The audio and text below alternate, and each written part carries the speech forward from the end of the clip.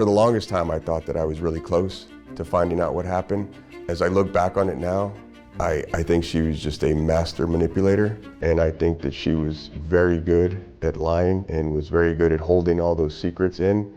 I don't think Elizabeth has told the truth to anybody. One day, I feel like Gabriel is alive out there with this couple that Elizabeth gave him to, and then another day, I think that Elizabeth did exactly what she said. She smothered him either accidentally or viciously, and she put him in a bag and put him in a dumpster, and the police just never found him in the landfill. Every hope is out there that Gabriel's adopted, that he's living a life somewhere. Yeah, a good life. Shouldn't be a life without his family. Shouldn't be a life without his father. Every one of us needs to know where we come from. Every one of us needs to know our chapter 1. So all we hope is that Elizabeth's telling the truth. I think it's hurtful for all of us who live through it. But at some point, you know what, maybe somebody's going to change their mind. They know that little piece of information and drop the dime.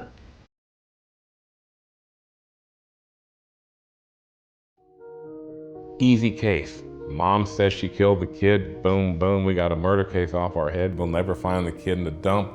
It's a 1,000-acre landfill. He got dumped. We'll do a perfunctory check.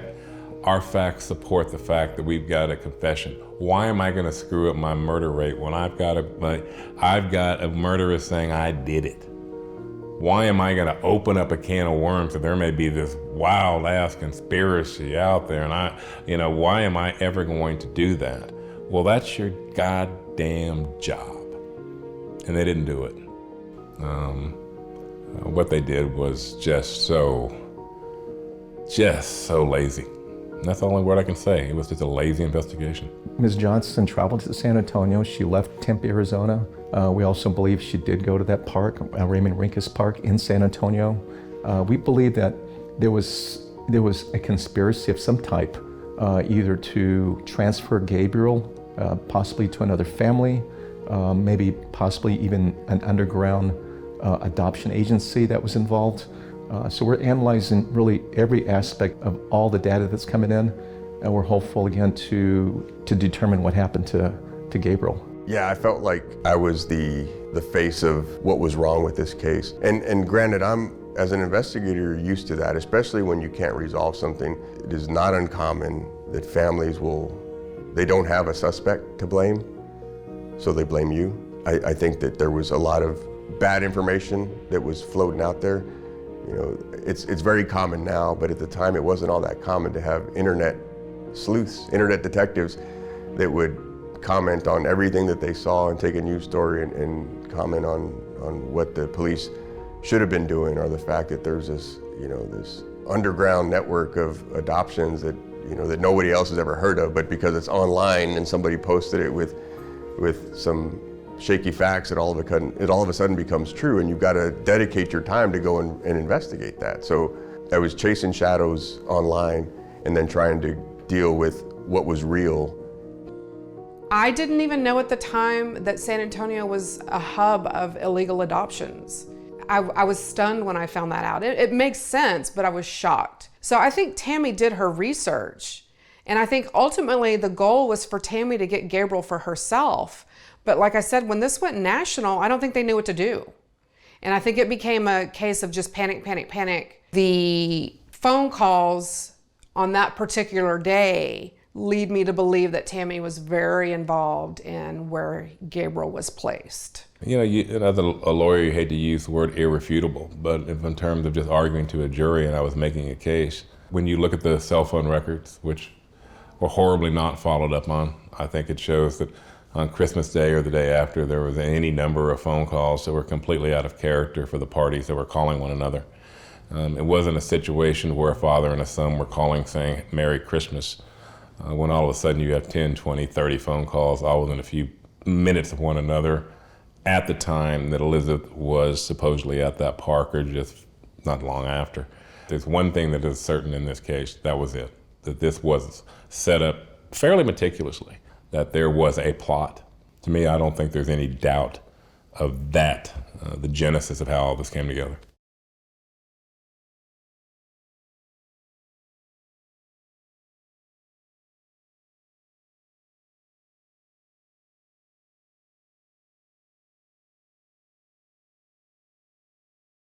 we do not believe that you could ever kill that baby. And still right now, I don't believe that you could have done that. Yeah, because you know I didn't. Well, I don't know you didn't, but I pray to God you didn't. You know? And in my heart, I'm thinking that you didn't. Can you think of anything about these people? Anything that could help find them? Did they mention anything? Did you really give them the baby? Huh? Cut the crap. Just cut the crap? Yes. What do you mean cut the crap? You know what I mean. No, I don't know what you mean. Elizabeth, trying to act like we had something to do with this is not going to help you. You did, and you know you did. You know we did. You know we had something to do with this. Yes, why do you think we had something to do with this? Because you did.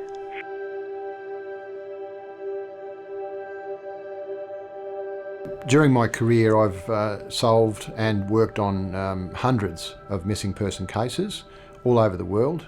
Some of these have been very high-profile cases, such as the missing 5-year-old Australian girl, Lavana Okba, who I located. Took 2 years, but I located her and rescued her from Egypt in 2009.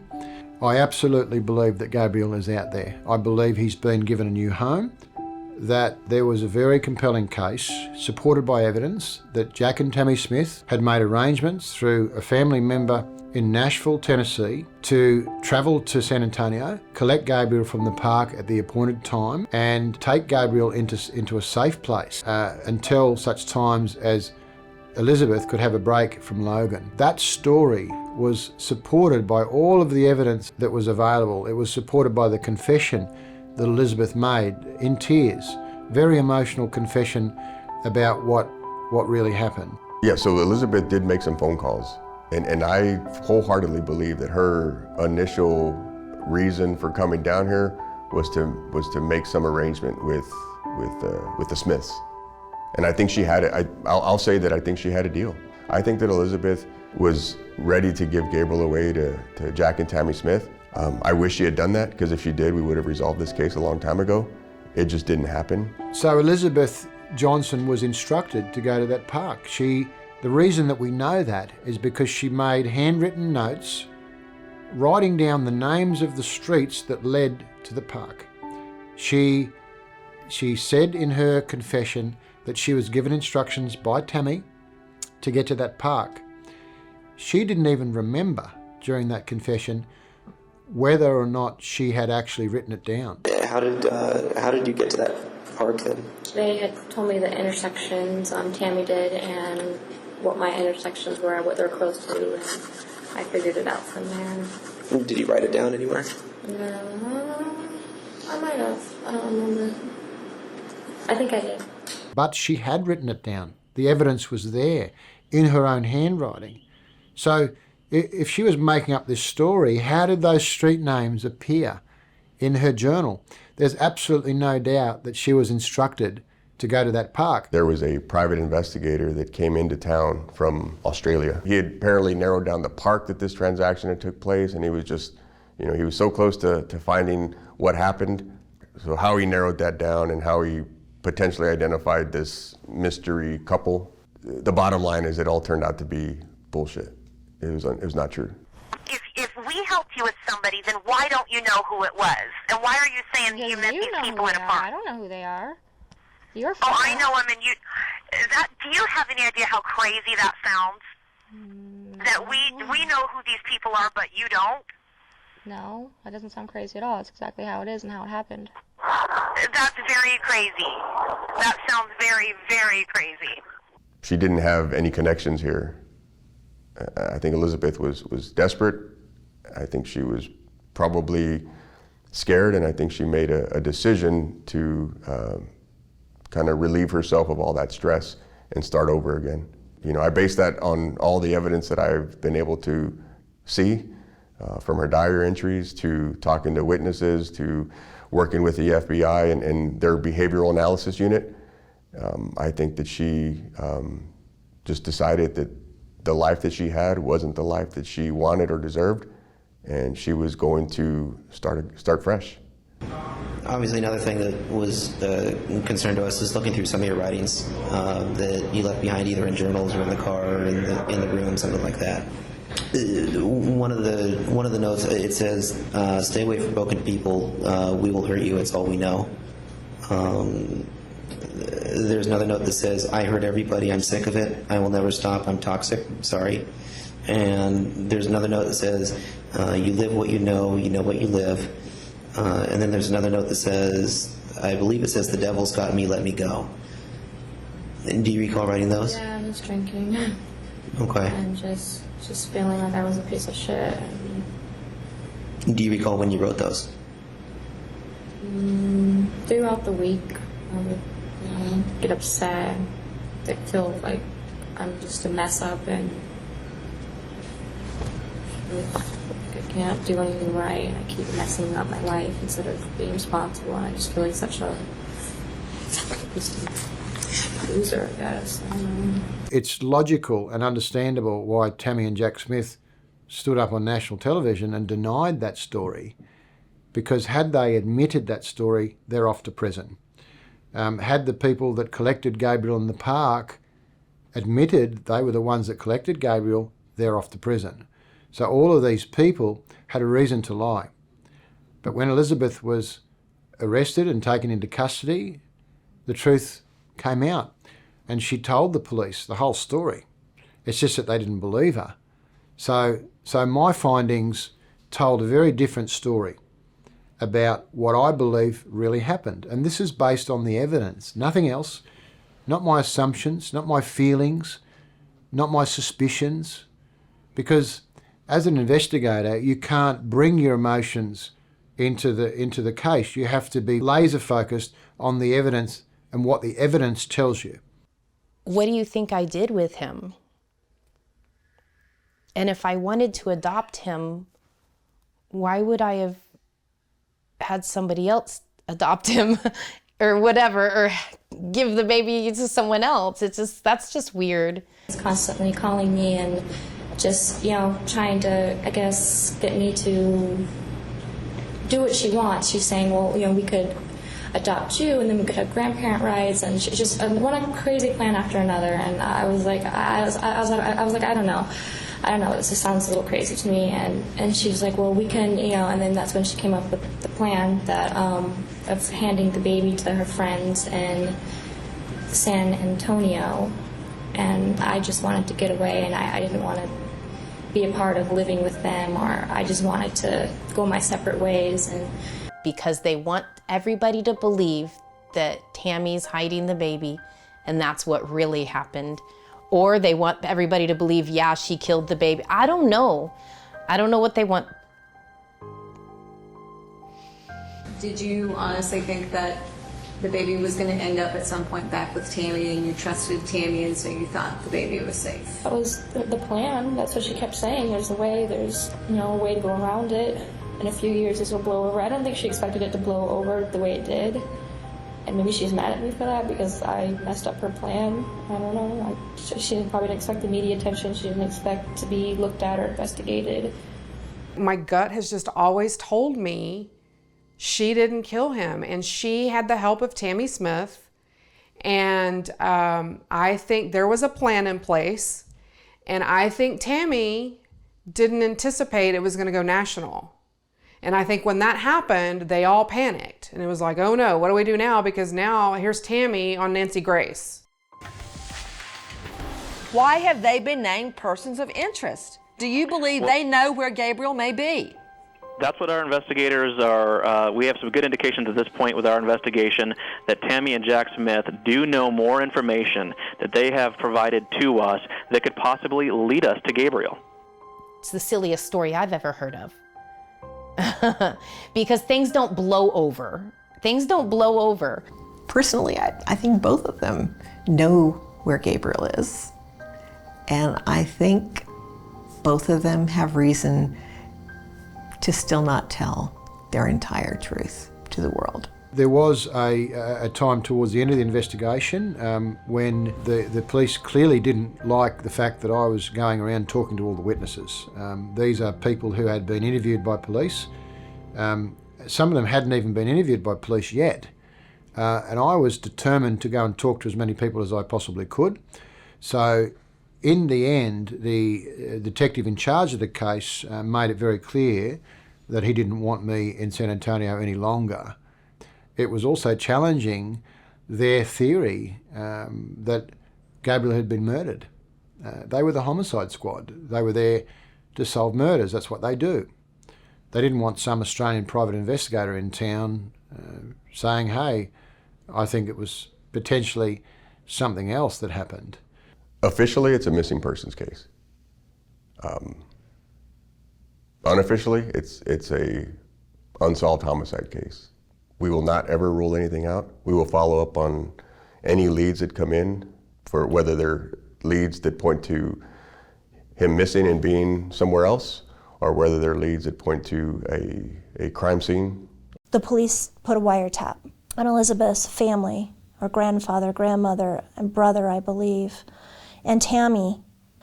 And they were listening, trying to find out if anybody knew where Gabriel was. And there was so much conversation, and none of it led to Gabriel. Not one piece of information in the wiretap led to Gabriel's whereabouts.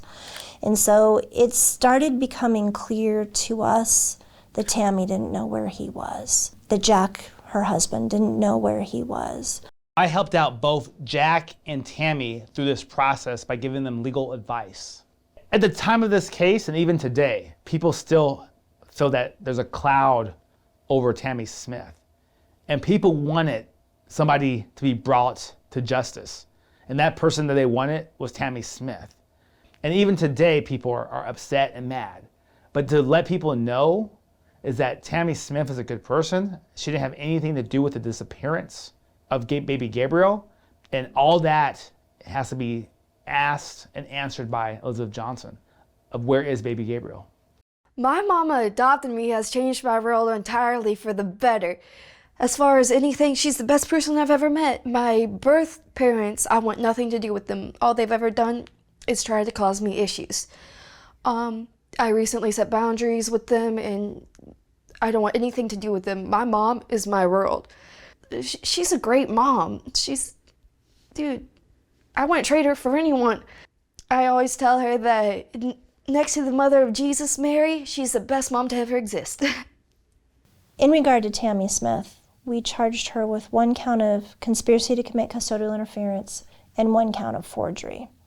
The forgery charge was simply for putting her cousin's name on the paperwork that Elizabeth Johnson filed with the court. And then the conspiracy to commit custodial interference was everything that she had done in planning with Elizabeth to try and interfere with Logan's custody. And in fact, it even seemed that much of the evidence we had for her trying to interfere with Logan's custody was more on Tammy Smith than it was on Elizabeth. Strong words from baby Gabriel's father in court as he testified against the woman accused of having a role in his son's disappearance. Why did you want to be here to testify in this case? Because I was always planning on being here. I believe Tammy Smith had a lot to do with one of the main reasons that my son is still missing today. Tammy Smith is accused of trying to help baby Gabriel's mother pressure Logan to give up his son so Tammy Smith herself could adopt the boy. Prosecutors say Smith was so desperate to adopt, she lied and plotted to come up with a way to try and get custody of the boy, despite his father's repeated and clear objections. Tammy Smith was sentenced to 3 years of probation, run concurrently for both matters, for both of her convictions, and she was also ordered to serve 30 days jail up front for her conspiracy conviction. God started helping me deal with the trauma of all of this in my 30 days alone with him in jail. I ended up in a little tiny cell, and I was all alone with God.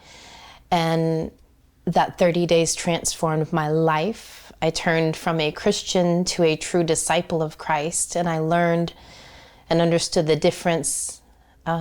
Jesus was there with me in the cell, teaching me, and I haven't stopped following him since. Tammy end up with such a mild tap on the hand was hugely disappointing. She was the one who came up with the idea with Elizabeth on how they would take Logan's rights away from him. Then Elizabeth could give Gabriel to Jack and Tammy legally, and there would be nothing Logan could do, no recourse for him at all. And Elizabeth wouldn't have come up with that on her own. I just truly don't believe she would have. Maybe she did, but I just don't believe it. Tammy and Jack get to be free and Elizabeth is in jail. Well, because those people don't know anything. They only know what they're seeing, little bits and pieces and snippets on TV. They don't actually have the evidence. They don't know the truth of the real story of what happened. Possibly don't know the FBI completely cleared us. They sifted through everything in our life, every phone call, every email, everything. And not only that, we didn't do anything. Elizabeth literally had her baby and literally said, I killed my baby and he's dead and da-da-da-da. We didn't have the baby. Have you assisted anyone in hiding Gabriel from the police or authorities? No. We begged and begged from the beginning to do polygraphs. They wouldn't let us. I mean, we were banging down doors, begging for polygraphs. Did you plan with anyone to hide Gabriel's whereabouts from investigators? No. As for Tammy being a part of Gabriel going missing, I'm really not sure. Yeah, over the years, in the beginning, I really did think that it was mainly her and Elizabeth. And then they called Tammy in for a polygraph test and it came back inconclusive. And so things weren't really looking real good in their favor. I don't know what's true and what's not true. You know, that's this whole thing, is just everything's just been in circles and nobody knows exactly what was said and what went on. And I think that, I don't know how to explain Tammy. In the beginning, yes, she did have good intentions, but I think things got a little bit mixed up a little bit down the road. I do wonder quite often what would happen if Elizabeth Johnson had never met Tammy Smith in the airport in June of 2009. Elizabeth Johnson picked up Gabriel and ran away out of state before. And she stayed a little bit and then she came home. And so if she had decided to run away on December 18th, 2009 to San Antonio, Texas, had she not had anybody pressuring her to do anything different, would she have eventually come home? The Smiths told Logan to let them handle it and to not reach out to Elizabeth, which clearly angered Elizabeth. Based on her text messages and her communications with Logan, she was angry at Logan. You don't care about me, you only care about Gabriel, you never loved me, you want to talk to other girls now, this is what you get. Had the Smiths not interfered with Logan and Elizabeth's relationship, I can't help but wonder what would have happened. To be honest, Elizabeth, there's still a lot that concerns me about what you're telling me. There have been a number of things that are inconsistent. And I'm sitting here, all I can do is ask you to tell me the truth, okay? In regard to you and Logan talking to each other, that's one thing. We've got, obviously, cell records. Okay. You called Logan 81 times on the 26th and the morning of the 27th. Yeah, that was the day with the text messages. 81 times, though. My investigation was focused on proving that she was telling the truth, because I believed that she was telling the truth, and I would want to tell her that because she thinks that nobody believed her. No one in this whole case believed her. And I could understand every reason why she did what she did.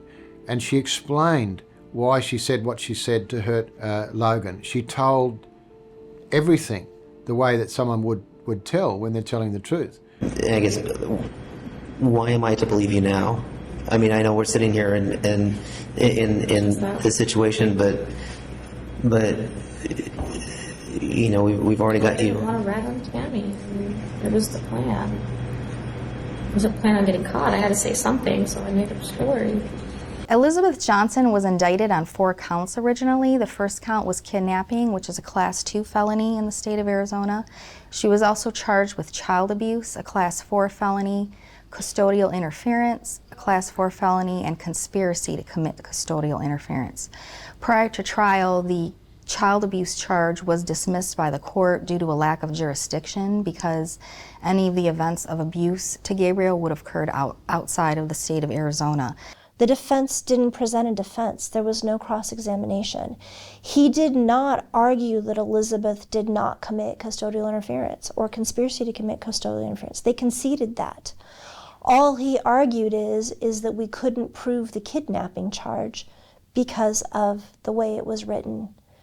And essentially, he argued that when she called Logan and told him what she had done, she didn't have Gabriel. We proved that she didn't have Gabriel, therefore she couldn't have committed kidnapping. And then the jury also got hung up on the fact that Logan didn't believe her. I didn't want to believe it. I told her, I believe I told her on the phone. I said, no, you didn't. You didn't do anything to Gabriel. Where are you? Where's Gabriel? And she told me that I wasn't going to find him, until she was boarding a plane and leaving the country.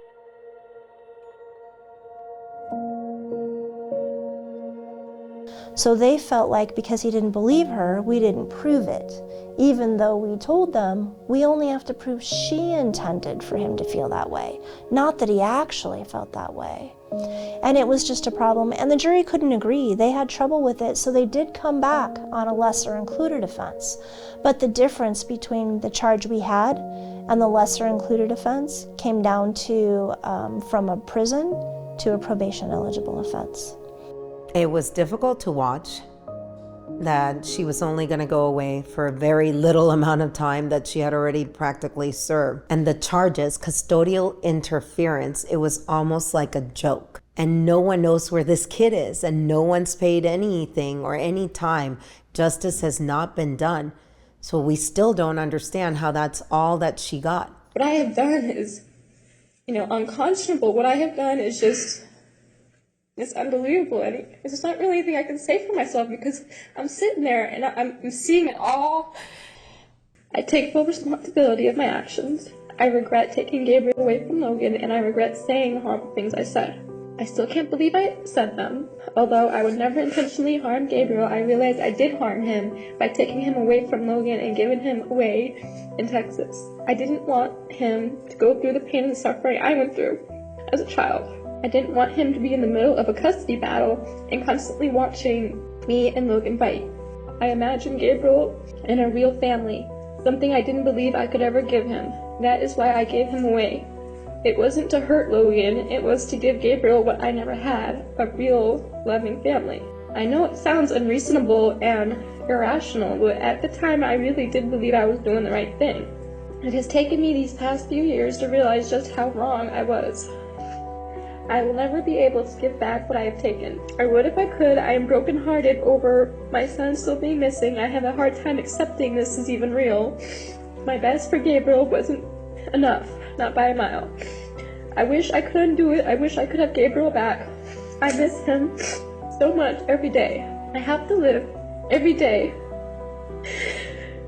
without my son and without knowing where he is.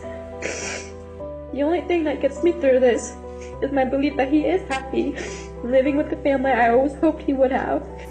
And I would convict myself, I'm watching everything and it is horrible, I don't know. So I don't know what to say to you. I see how I do deserve the maximum I do. Regardless of my side, regardless of my story, it doesn't matter.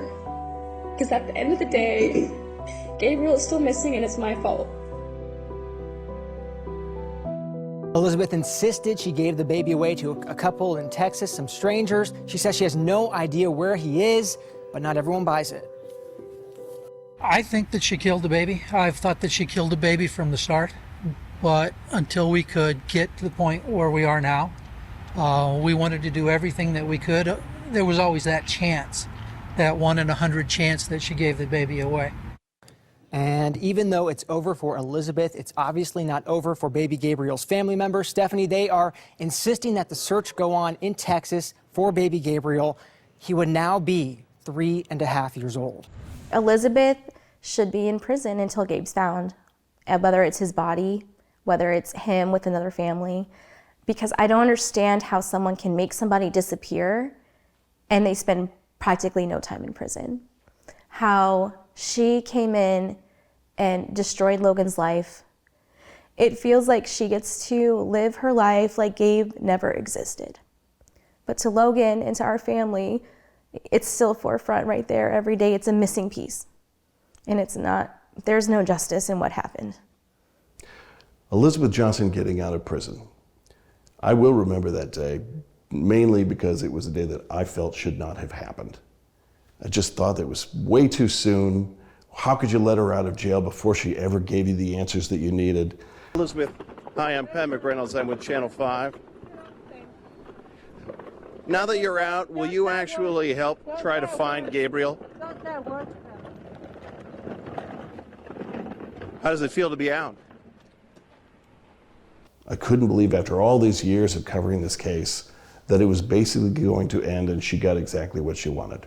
To this day, I don't understand how she could not be in jail when she hasn't been able to present us with a healthy, live Gabriel. Every day, Logan has to live with that question, and now Elizabeth is allowed to go about her life as though she didn't do anything wrong. You want to be able to make an arrest, and you want to be able to have the evidence that you need that it'll stand up in court, and that a jury will say that that person is guilty of murder, in the murder or the capital murder of Gabriel Johnson. I know enough to know that I don't have enough. The prosecutors, any prosecutor would certainly agree with that statement, but our system is built to make sure that that the right person goes to jail for the right charge, and that there's beyond a reasonable doubt. That means that there's not some fraction of evidence or some fraction of belief that they didn't do what they're accused of doing. I don't think you could get a conviction on murder in this case. I don't think you could. I think any good defense lawyer could easily walk her on a murder charge. Boy, she would be hated. She would not be a particularly sympathetic defendant, but you wouldn't get a murder charge on this case because you ain't got a body. Charging someone with murder without a body is that every defense lawyer has the same defense, and that is, ladies and gentlemen of the jury, look at that back door. And now all the jury's looking, and the defense lawyer goes, the person could have just walked in right there, and there is no body. So that is exactly what the defense is right there when there is no body. Because all of a sudden, the person could just show up and there is no murder. And that is why it's almost impossible to prosecute. Yeah, I would say that based on everything that I know, it seems like she's gotten away with murder. When you work these cases, you have to prepare yourself that happens sometimes. But we have to do things the right way. We have to catch people the right way. We have to get confessions the right way. And even a confession without evidence is not going to bring anything home for you. I think that's, I think people have that misconception. We still need something to prove what it is she's telling us. And that's why some of what I'm not wanting to say is with holding out hope that if we ever get that evidence, that I'll be able to go back and validate the lies that she told me and the little bit of truth that she told me. Most of the police officers, they didn't even want us in San Antonio. They told us flat out they didn't want us there because we were hindering their case. So we were messing up their case and they wanted to charge her with murder. And since we weren't for Gabriel being dead, they didn't want us there because they couldn't charge her with murder, saying that he's alive, he's out there somewhere. They straight up told my aunt that we don't want you here. We got our car broken into when we were there. All of our stuff just about Gabriel was stolen out of our vehicle. It's kind of weird. An investigator's job is always to seek the truth and try to do it in a way that the family knows that we're working our hardest for them. And I just probably didn't communicate that as well as I should have. This case with San Antonio police was absolutely being investigated as a homicide case, and that's what they stuck with from the beginning. The problem was once she changed her story, it seemed that officials were still focused on that homicide aspect. Had she actually given the baby up, I just don't think that that side of things was investigated thoroughly from the start because they had already been told, I killed him. The San Antonio police were not being very helpful. And I have covered a lot of these cases, and you know, there are always things that the police department is not going to tell the family.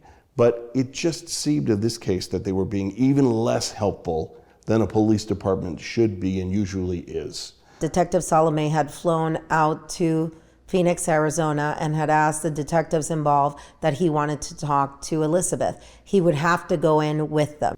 I've never provided any of the details before, the details that I can release, and I think that it is important for people to know, one, that, that this department, this city, myself, we're heavily invested in finding out what happened to Gabriel.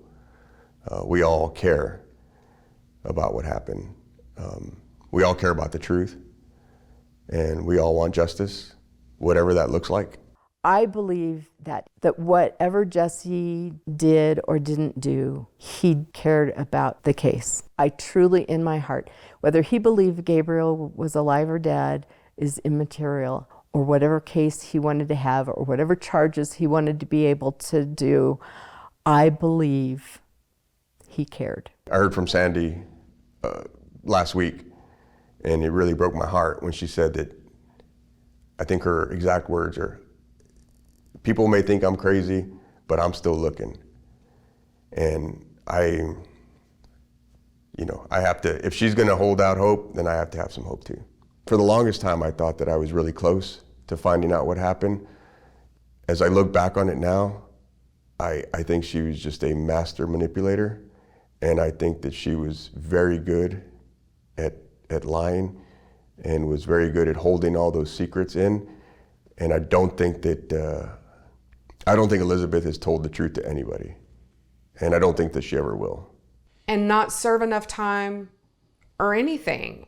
I can't wrap my brain around it. She's out living her life like nobody's business. Knowing that her son that she gave birth to is somewhere out in this world. She knows where he is. Knowing that, and she's just out without a care in the world. It was a very evil and wicked thing. It's evil. That's of the devil, to tell somebody I killed him and what she said. If she didn't, it was evil. If she did, it was evil. It was all evil. There's never a reason. There's never an excuse to talk like that about your baby. And to hurt somebody like that, he has to go on not knowing. And I only knew this baby for a week or two. And even all these years later, I will feel that gut wrench and I will think of him and wonder, where is he and what really happened? I have to believe he's not dead. I don't believe he's dead because I choose to believe she didn't do it. I choose to believe that. And so therefore my belief is very strong and my faith is strong. And I believe that everything she said was a lie. And so therefore, if everything she said was a lie, you're not gonna find him in the dumpsters.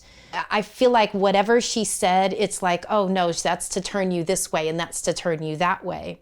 Real irony here is that I've never spoken about this before. You're talking to a lot of people who want answers, and the one person that can answer all these questions is not gonna answer those questions.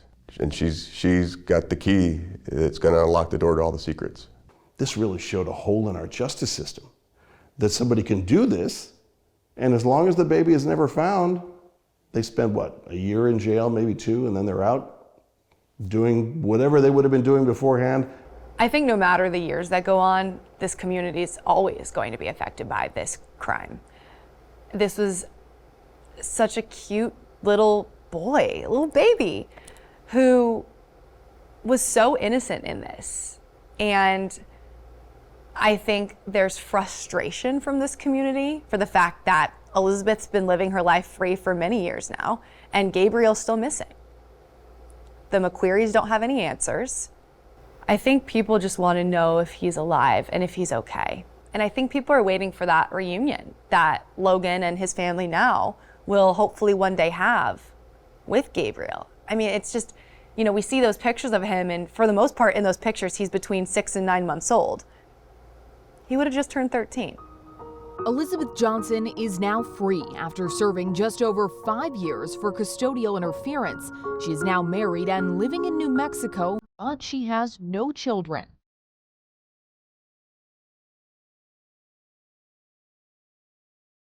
Hey Elizabeth, my name is Abel Pena. I'm with a nonprofit called Project Absentis. I would love to talk to you. I'm over here in Los Lunas. I'm going to be here probably for a few more hours and just wanted to see if we can chat a little bit. Again, I'm from nonprofit. I'm not a police or anything like that. We're just down here and just wanted to talk to you a little bit.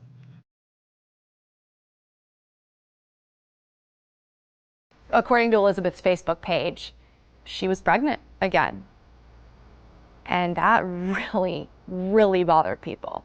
According to Elizabeth Johnson's social media, she is now pregnant again. And reading through her comments, most believe this is her first child. I mean, here you have a woman who served prison time because her baby boy is missing, and you're going to go forward and have another baby without ever telling people what happened to Gabriel? People couldn't fathom that. How does the system let this happen? How can that be? Elizabeth Johnson, my hopes is that she'll see this, and I think she does watch these things about herself, and that she'll realize that she may think she got away with this, but she didn't, and this will never go away, and eventually this will catch up to you. Eventually somebody's going to say something, and you don't get to just go on with your life and act like Gabriel never existed, or this whole family is not sitting here dealing with your selfishness. I just hope that somebody will tell the truth. I hope that one day she'll wake up and realize that there's answers that everybody still wants. Yeah, if it does take another 8 or 10 years to find him and he comes and just walks and knocks on our door, I'd still be happy. You know, I'm gonna be happy as hell. And yeah, it's gonna suck missing everything up until, you know, if I meet him when he's 24 years old, but if that's what I have to do, wait till he's 24 or 20 years old and I finally get to meet him, I'm still gonna be happy. Like, then all that other stuff, I'll forget about it. When you're my kid, I'll do anything for you. I'll do everything for you. And I want him here more than anything. I want him to know he's welcome at any point in time to come here. No matter what the baggage is, we'll work through it. That's what we do. We're a family, you know? Sometimes it only takes one piece of information, one piece of the puzzle that might be missing to make everything fit. And the only way to do that is to make sure that we don't forget him. Make sure he doesn't disappear again. Without mentioning his name over and over again, telling new details, new facts, new ideas about what would have happened, we lose a child again. And that's the last thing anyone wants to see. I want somebody to see it and say, I know that kid, and get him home to his family. I think that's what it'll do. I really do. We live in a world now where we're just, strange things happen like that, you know? And it's usually because somebody saw something on TV.